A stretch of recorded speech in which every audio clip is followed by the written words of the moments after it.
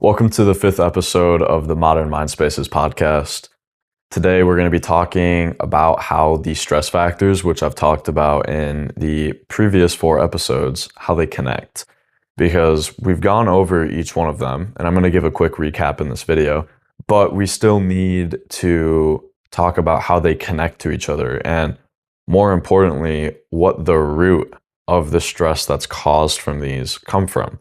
Because I believe that there's one thing that causes the majority of stress in our lives, and then it's seen through different individual stress factors, but it all comes from a similar thing, and it all comes from one thing, but then they all just have similar ways of seeing them, I guess, is the best way to say that. And it'll make more sense once I start actually explaining it. I know it might sound a little weird right now, but so I'm going to give a quick recap of what the three stress factors are that I've talked about in the past four episodes. So the first one is the government and or politics. This one, for a while, I actually thought that it might not even really deserve to be here, but then after thinking about it some more and talking to a few more people about it, I realized that it definitely does, and you'll see why. So the government causes stress through the news, and more specifically, it's this idea of just constant fear and this reliance on what's happening and your side of the political party winning. And it's really weird how it works. But just imagine for a second, you're watching the news and everything that's talked about is such a big deal, and it's always bad. We never talk about anything good on the news because then nobody would watch the news. So it's always something bad that's fear instilling. So you turn on the news, you start watching it, and everything that's talked about is this bad thing and it causes fear. And so you're watching the news and it seems like the world's ending whenever you watch it. No matter what's going on, they always perceive it to be even worse than it is. Even though some of these things are truly, they're not good things to be happening, the news will be blowing it up into a bigger proportion than what it actually is and making it seem like it's a much bigger issue than what it probably actually is in reality.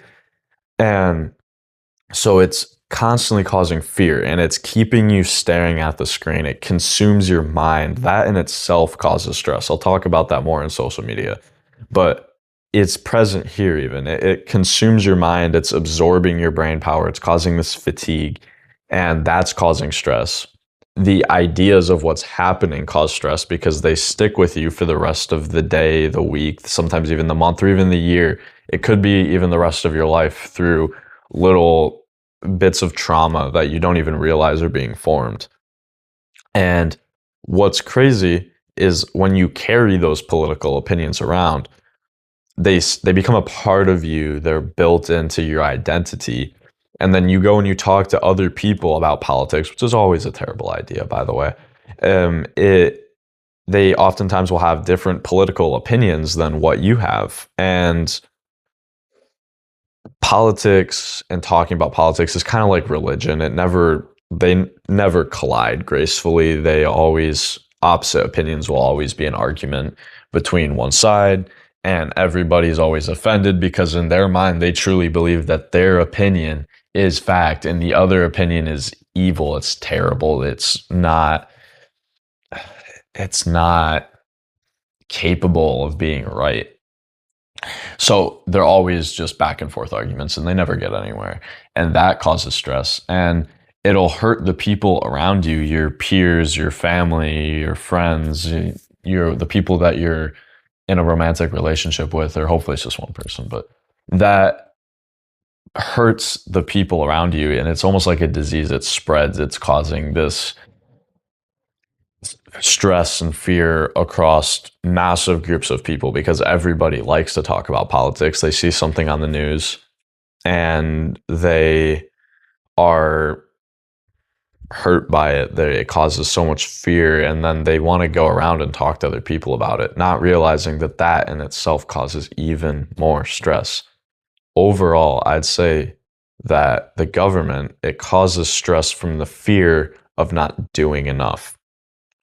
This could be the government itself. You fear that the government is not doing enough to help its citizens, to help the country, to help people around the world that aren't even citizens. And it could be fear of you not doing enough. As a citizen of whatever country you belong to, you fear that you're not doing enough to help the people in it, to help the government, to help the political system. Overall, the government causes mass stress and fear from not doing enough. The next one is social media. And social media is pretty bad. It's pretty new, and we don't even actually know all the ways that it causes stress, but we can prove pretty well that it does cause stress. And so overall, social media is stress from the fear of not being enough. So I want you to think about it. You're sitting on your phone, on your couch, you just got out of work, you're already tired, and you think, oh, I just need a little bit of time to wind down. I need to calm my brain down before bed. Not realizing that social media does the exact opposite. When you're sitting there and you're scrolling through different feeds, like Facebook or Instagram or TikTok or whatever, it could even be stuff like Snapchat, because that's even riddled with dopamine. It is constant hits of dopamine through, because it's the pleasure receiver, and you're watching something and you're always expecting another hit of dopamine the second you scroll on to the next short or reel or TikTok. And it's constantly loading your brain with dopamine, and your brain isn't supposed to hold that much information at once. Your brain is incredibly powerful. It's even more powerful than AI even today. And a lot of people, I don't think, realize that. But it's not meant to process so many different things at once. And it literally can't. It can't process that many things at once. So it's causing this, once again, this mental fatigue, because your brain watches all of this stuff and it's trying to process what it's watching, but it's only in like 8 to 15-second segments, and then you're on to the next one. Some people just scroll even faster than that, and your brain has no way of processing all of that information. So it completely overwhelms it. It causes huge amounts of mental fatigue, and that causes stress. The other part of social media that causes stress is that you're constantly going to be comparing yourself to what you're seeing on social media. You might think that it's not even an issue, that, well, I don't compare myself to anybody. I love myself how I am. The only person I compete with is myself. But what you don't realize is that the human brain subconsciously is always comparing itself to other people and people around you. And the thing about social media is the people that like to post on social media, they always make their life seem better than they are. And it's always people that are building their lives around the fact that they're going to be putting this on social media. So their lives appear to be better than they actually are. And that's what you're consuming. And your brain doesn't realize that, especially in the moment. So it seems like everybody's living a better life than you, when really that's not the case at all. But your brain doesn't understand that. So it's going to judge yourself based off of what it's seeing. If you're judging yourself, you're bringing this judgment down upon yourself, literally just based off of what other people are posting on social media. And it's a terrible habit, and it causes so much stress.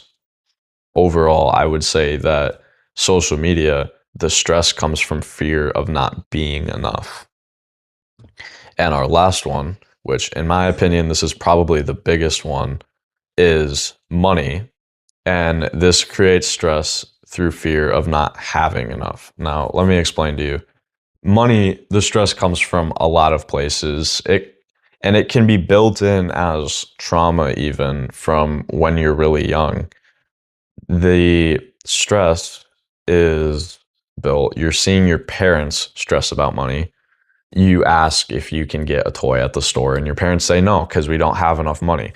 And that will stick in your head. It causes this trauma that can stick with you for the rest of your life, that we don't have enough money to do anything, because as a child, you're so impressionable. And then you start getting older and you want to buy your own things and you're realizing, geez, yeah, I don't have enough money to buy this. And you get older still, and then you start getting bills and you start taking out loans for school and to buy a house. And then you have a bunch of debt, which causes so much stress because it's this constant looming fear of all of this money that you owe somebody that you have no way of paying back because you just can't make that much money in that small amount of time. And so it creates the stress through fear of not having enough. You don't have enough money to pay your bills. You don't have enough money to buy the clothes you want, to buy the car you want, to live the life that you want to live, the lifestyle that you want to have. And so you fear not having enough. So those are the 3 stress factors. I gave a quick recap and overall where I think the stress that those stress factors produce, where I think it comes from. So now I'm going to talk about how they all connect together. And from listening to this video so far, you might have already realized some similarities. And they all have something to do with fear. They're all fear-based, and they all revolve around not having enough of something. So this makes sense, given the fact that humanity is always scared of not having the resources or the ability to do something. And this is a huge issue. Also, I'm going to talk about that in a second. But so fear is a huge thing. It limits people. It causes people to hold back, to not do something that they think that they maybe could do, but the fear of it being a maybe causes them to not do it in the first place. A great example of this is my podcast. I wanted to start this a long time ago. I made a couple of YouTube videos a long time ago when I was a lot younger, and I was talking about similar things, but I ended up taking them all down and deciding that I should wait until I get older because then I'll have more knowledge, I'll have more experience. People take me more seriously. And so I decided to wait. I'll wait till I have more money. I have more equipment to record with, and I'll have all these things, and then I can start recording, and then the podcast or the YouTube channel or whatever, then it'll be good. You know, it makes sense that not many people are taking it seriously or paying attention to it right now because it's not as good as it could be. But I could carry that mindset through my whole life. And then instead of living with the fear of the podcast not doing as well as I wanted it to, or it just not being as quality as I wanted it to, then when I'm too old to do it, I would live with the regret of never doing it. And regret causes even more hurt and damage to us than stress does. And regret is caused from fear. So it's important to always try to overcome fear when you can. And that's a really, really difficult thing to do. But I want to talk about that more later. But anyways, this is going to be a bit of a short episode today. I just wanted to give a quick recap, how they contribute, and a bit of a lesson on something that I experienced from my life, and maybe just to give awareness that you could maybe avoid that lesson to be learned through just hearing somebody else live it. So my biggest advice to you is to try to overcome fear and think of something in your life that you haven't done yet because you think you're not ready for it, and go and do it.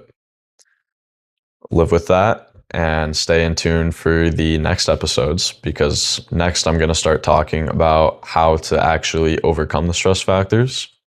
So make sure you watch those and have a great day.